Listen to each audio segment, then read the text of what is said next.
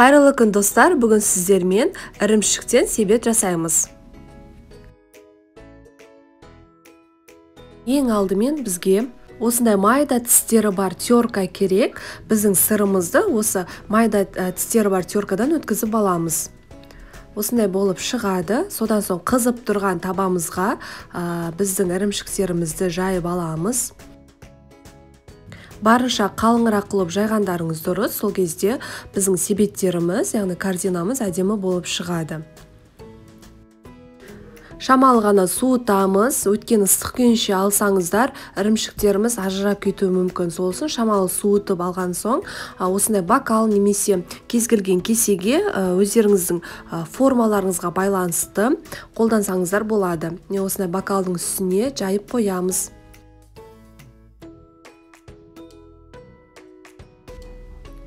Жан-жағын осылай әдемі пішінге келтіреміз біріктіру арқылы. Содан соң міндетті түрде салқын жерге немесе холодильникке барынша суытамыз. Біздің себетіміздің ішіне кез келген салатты қолдансаңыздар болады. Мен осындай салат жасадым. Яғни тауықтың еті, қызанақ және де жүгері үшеуін араластырып, үстіне майонезімізді қостым.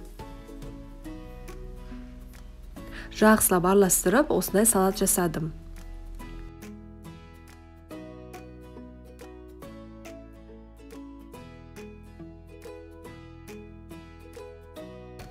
Мінеке біздің себетіміз дайын болды, қатып шықты.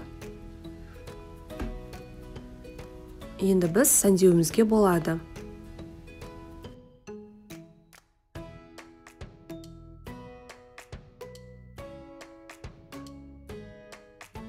Енді біз ірімшіктен жасалған осы себетіміздің ішіне салаттарымызды салып, қолымызбен жақсылап біріктіреміз, сол кезде ажырап кетпейді. Мінеке біздің салатымыз дайын болды. Міндетті түрде жасап көріңіздер, сіздердің дастархандарыңызға ерекше әсемдік береді. Сіздермен бірге болған Арайдың асханасы.